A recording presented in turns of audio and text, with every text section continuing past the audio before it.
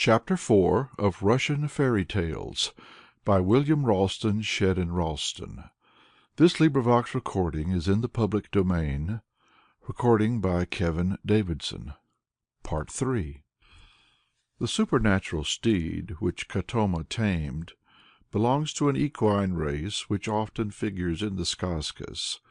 A good account of one of these horses is given in the following story of Princess Helena the Fair.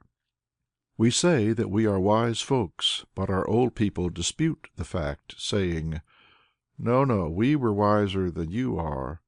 But skazkas tell that, before our grandfathers had learnt anything, before their grandfathers were born, there lived in a certain land an old man of this kind, who instructed his 3 sons in reading and writing, and all book learning. Then he said to them, Now, my children, when I die, mind you come and read prayers over my grave. Very good, father, very good, they replied. The 2 elder brothers were such fine strapping fellows, so tall and stout. But as for the youngest one, Ivan, he was like a half-grown lad, or a half-fledged duckling, terribly inferior to the others. Well, their old father died. At the very time there came tidings from the king that his daughter, the Princess Helena the Fair, had ordered a shrine to be built for her with 12 columns, with 12 rows of beams. In that shrine she was sitting upon a high throne and awaiting her bridegroom, the bold youth who, with a single bound of his steed, should reach high enough to kiss her on the lips. A stir ran through the whole youth of the nation. They took to licking their lips and scratching their heads, and wondering to whose share so great an honor should fall. "Brothers," said Vanyusha, "our father is dead. Which of us is to read prayers over his grave?" "Whoever feels inclined, let him go," answered the brothers. So Vanya went. But as for his elder brothers, they did nothing but exercise their horses, and curl their hair, and dye their moustaches. The second night came. "Brothers," said Vanya, "I've done my share of reading. Now it's your turn. Which of you will go?" "Whoever likes can go and read. We've business to look after. Don't you meddle." And they cocked their caps, and shouted, and whooped, and fell this way, and shot that way, and roved about the open country. So Vanyusha read prayers this time also, and on the third night too. Well, his brothers got ready their horses, combed out their moustaches, and prepared to go next morning to test their mettle before the eyes of Helena the Fair. "Shall we take the youngest?" they thought. No, what would be the good of him? He'd make folks laugh and put us to confusion. Let's go by ourselves. So away they went. But Vanyusha wanted very much to have a look at Princess Helena the Fair. He cried bitterly and went out to his father's grave, and his father heard him in his coffin, and came out to him, shook the damp earth off his body, and said, "Don't grieve, Vanya, I'll help you in your trouble." And immediately the old man drew himself up and straightened himself, and called aloud, and whistling with a ringing voice, with a shrill whistle. From goodness knows where appeared a horse, the earth quaking beneath it, a flame rushing from its ears and nostrils. To and fro it flew, and then it stood still before the old man, as if rooted in the ground, and cried, "What are thy commands?" Vanya crept into one of the horse's ears and out of the other, and turned into such a hero as no skazka can tell, no pen describe.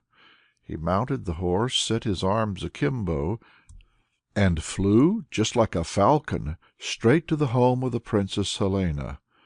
With a wave of his hand, with a bound aloft, he only failed by the breadth of 2 rows of beams. Back again he turned, galloped up, leapt aloft, and got within 1 beam row's breadth.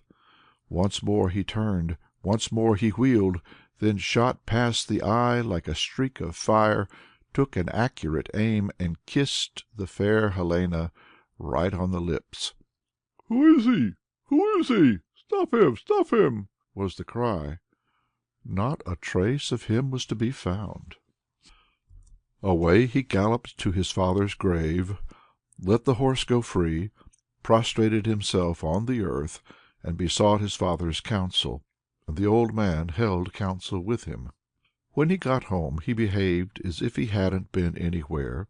His brothers talked away, describing where they had been, what they had seen, and he listened to them as of old. The next day there was a gathering again. In the princely halls there were more boyars and nobles than a single glance could take in. The elder brothers rode there. Their younger brother went there too, but on foot, meekly and modestly, just as if he hadn't kissed the princess, and seated himself in a distant corner. The Princess Helena asked for her bridegroom, wanted to show him to the world at large, wanted to give him half her kingdom, but the bridegroom did not put in an appearance. Search was made for him among the boyars, among the generals. Everyone was examined in his turn, but with no result. Meanwhile Vanya looked on, smiling and chuckling, and waiting till the bride should come to him herself. "I pleased her then," says he, "when I appeared as a gay gallant. Now let her fall in love with me in my plain caftan." Then up she rose, looked around with bright eyes that shed a radiance on all who stood there, and saw and knew her bridegroom, and made him take his seat by her side, and speedily was wedded to him. And he, good heavens, how clever he turned out, and how brave, and what a handsome fellow! Only see him mount his flying steed, give his cap a cock, and stick his elbows akimbo. Why, you'd say he was a king, a born king. You'd never suspect he was once only Vanyushka. The incident of the midnight watch by a father's grave, kept by a son to whom the dead man appears and gives a magic horse, often occurs in the skazkas. It is thoroughly in accordance with Slavonic ideas about the residence of the dead in their tombs, and their ability to assist their descendants in time of trouble. Appeals for aid to a dead parent are of frequent occurrence in the songs still sung by the Russian peasantry at funerals or over graves, especially in those in whom orphans express their grief, calling upon the grave to open, and the dead to appear and listen and help. So in the Indian story of Punchkin, the 7 hungry stepmother persecuted princesses go out every day and sit by their dead mother's tomb, and cry and say, "Oh, mother, mother, cannot you see your poor children, how unhappy we are," etc., until a tree grows up out of the grave laden with fruits for their relief. So in the German tale, Cinderella is aided by the white bird, which dwells in the hazel tree growing out of her mother's grave. In one of the skazkas a stepdaughter is assisted by her cow. The girl, following its instructions, gets in at one ear and out of the other, and finds all her tasks performed, all her difficulties removed. When it is killed, there springs from its bones a tree which befriends the girl, and gains her a lordly husband. In a Servian variant of the story it is distinctly stated that the protecting cow had been the girl's mother, manifestly in a previous state of existence, a purely Buddhistic idea. In several of the skazkas we find an account of a princess who is won in a similar manner to that described in the story of Helena the Fair. In one case a king promises to give his daughter to any one who can pluck her portrait from the house from the other side of ever so many beams. The youngest brother, Ivan the Simpleton, carries away the portrait and its cover at the third trial. In another a king offers his daughter and half his kingdom to him who can kiss the princess through 12 sheets of glass. The usual youngest brother is carried towards her so forcibly by his magic steed, at the first trial he breaks through 6 of the sheets of glass. At the second, says the story, he smashed all 12 of the sheets of glass, and he kissed the princess' priceless beauty, and she immediately stamped a mark upon his forehead. By this mark, after he has disappeared for some time, he is eventually recognized, and the princess is obliged to marry him. In a third story, the conditions of winning the princely bride are easier. For he who takes a leap on horseback and kisses the king's daughter on the balcony, to him will they give her to wife. In a fourth, the princess is to marry the man who on horseback bounds up to her on the third floor. At the first trial the durak or fool reaches the first floor, at the next the second, and the third time he bounds right up to the princess and carries off from her a ring. In the Norse story of Dapplegrim, a younger brother saves a princess who had been stolen by a troll, and hidden in a cave above a steep wall of rock as smooth as glass. Twice his magic horse tries in vain to surmount it, but the third time it succeeds, and the youth carries off the princess, who ultimately becomes his wife. Another Norse story still more closely resembles the Russian tales. In "The Princess on the Glass Hill," the hero gains a princess as his wife by riding up a hill of glass, on the top of which she sits with 3 golden apples in her lap, and by carrying off these precious fruits. He is enabled to perform this feat by a magic horse which he obtains by watching his father's crops on 3 successive St. John's nights. In a Celtic story, a king promises his daughter and 2/3 of his kingdom to anyone who can get her out of a turret which was aloft on top of 4 Carrigan towers. The hero Conall kicks one of the posts that was keeping the turret aloft, the post breaks and the turret falls. But Conall catches it in his hands before it reaches the ground. A door opens and out comes the Princess Sunbeam and throws her arms about Conall's neck.